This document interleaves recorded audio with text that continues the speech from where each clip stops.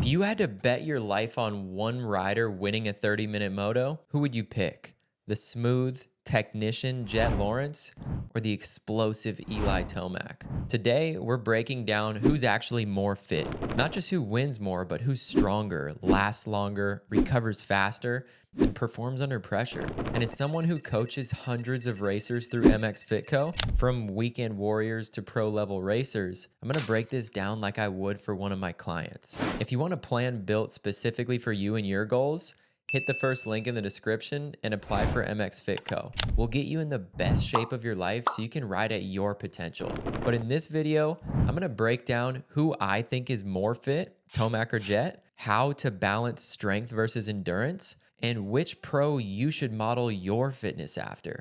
First off, let's get into endurance. Endurance is the #1 limiter I see with most racers. They fade after 10 or 15 minutes, not because they're out of shape, but because they trained the wrong way. Tomac is an aerobic animal. He's logged thousands of miles on the mountain bike, and that kind of training builds what we call a massive aerobic base. That's your body's ability to deliver oxygen, stay calm under fatigue, and recover between surges. If you race long motos, or especially hare scrambles or GNCCs, this kind of base cardio is your foundation.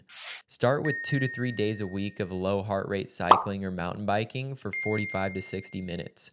Try to stay under 150 beats per minute. Jett, on the other hand, is all about efficiency. He doesn't fade, not because he's out muscling the bike, but because he uses less energy to go fast.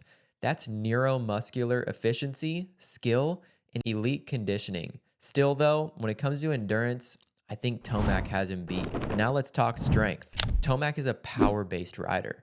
You can tell he's strong and he probably lifts some weights. That style works if you recover well and pair it with cardio. But here's what I teach my MxFitCo clients. You need functional power, not just max weights. Functional training carries over better to moto than just bench pressing or bicep curls. When we look at Jett's strength, it shows up in bike control. I bet he trains more body weight and core focus work, and that's ideal for guys who ride a ton and want minimal soreness. At the end of the day, I think Tomac is stronger, but Jett is definitely more efficient. If you're like 30 plus years old, don't just chase heavy lifts. Chase longevity, strength that keeps you stable without destroying your joints. The next topic is where I see a lot of riders miss the mark. Fitness equals stress plus recovery. And if you don't recover, your body breaks down.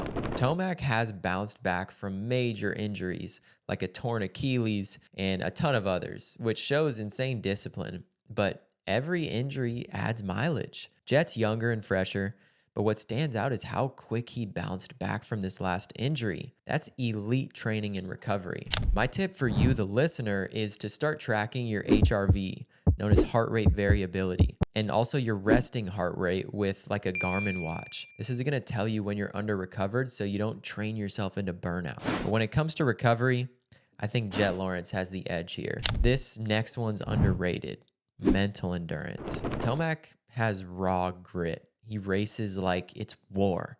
That pressure makes him dominant, but also causes inconsistency. When he's on, he's untouchable. But when things go sideways, it's harder for him to settle in. But Jett, he's always composed. He doesn't let the race get to him. And that's a high level skill, especially for someone that young. But overall, I think when it comes to the mental edge, I think Jett wins.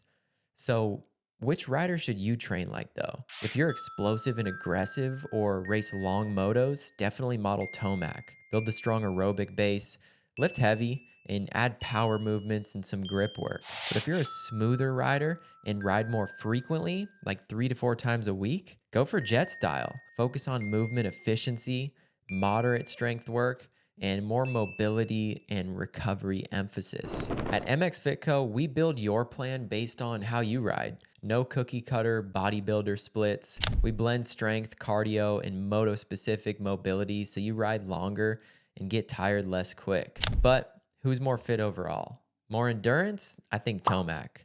More power? Tomac. Better recovery, mental game, and efficiency? That's where Jett wins. And my verdict is, I think Jett is the more complete athlete for modern motocross. He's consistent, efficient, and mentally sharp. So I think Jett wins, but both styles work as long as your training style matches that. So if you want a plan built for you, your body, and your goals, hit the first link in the description and apply for MxFitCo. Also, make sure you subscribe to the channel. And remember, if you race dirt bikes, you're an athlete. So act like it. I'll catch you in the next video.